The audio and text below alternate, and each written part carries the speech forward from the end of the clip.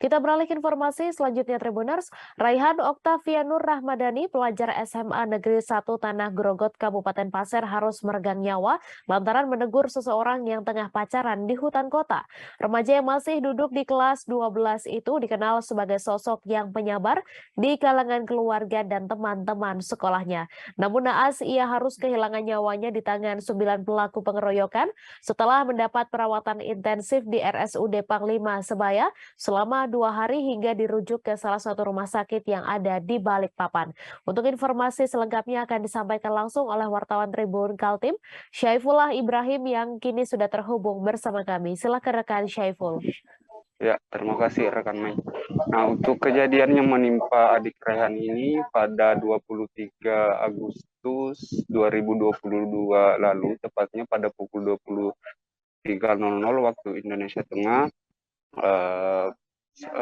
korban Rehan sempat dibawa di 2 rumah sakit, yaitu di Rumah Sakit Umum Daerah Panglima Sebaya dan mendapat perawatan selama 2 hari di sana. Kemudian almarhum juga sempat dibawa dirujuk ke rumah sakit yang ada di Balikpapan dan mendapat perawatan selama kurang lebih 30 menit hingga dinyatakan meninggal dunia. Pada 25 Agustus 2020 lalu, sekira pukul 10.00 waktu Indonesia Tengah, pihak keluarga mendapat telepon dari RSUD Panglima Sebaya yang menginformasikan bahwa kesadaran korban mulai menurun drastis.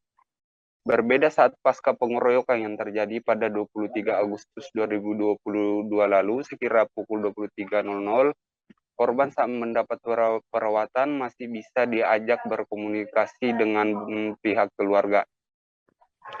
Setibanya di RSUD Kanujoso Balikpapan, almarhum langsung mendapat perawatan di bagian UGD. Saat ditindak, pernapasan Rehan sudah tidak stabil, jadi dilakukan tekanan di bagian dada dan proses penindakan kurang lebih memakan waktu selama 30 menit hingga dinyatakan nyawa Rehan sudah tidak bisa terselamatkan kurang lebih pada pukul 22.00 waktu Indonesia Tengah. Dijelaskan keluarga dekat Rehan mengalami luka yang sangat serius dari apa yang dilakukan oleh pelaku pengeroyokan.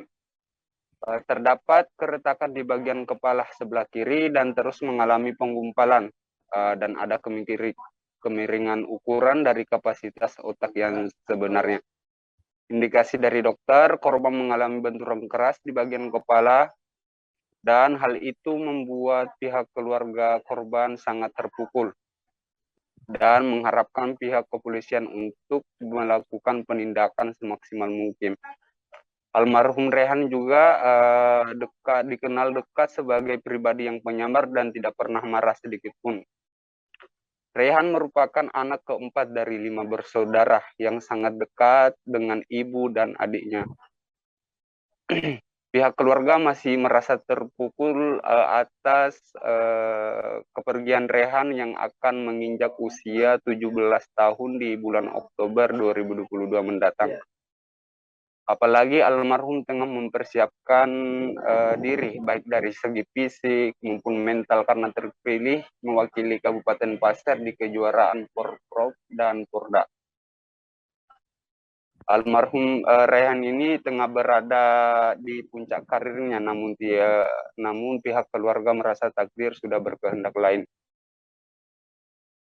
Dalam semasa hidup Rehan selalu menjaga pola makan dan performa badannya karena ingin mengejar cita-cita sebagai abdi negara. Rencananya almarhum saat lulus nanti di bangku SMA akan mendaftar untuk bisa masuk di bagian abdi negara. Nah, untuk diketahui pihak kepolisian Polres Pasir juga telah mengungkap pelaku tindak pengeroyokan di mana telah menetapkan 9 tersangka dari apa yang terjadi di hutan kota Tanah Grogot. Sekian rekan Mei. Terima kasih rekan Syaiful atas laporan Anda. Selamat bertugas kembali. Jangan lupa like, subscribe, dan share ya.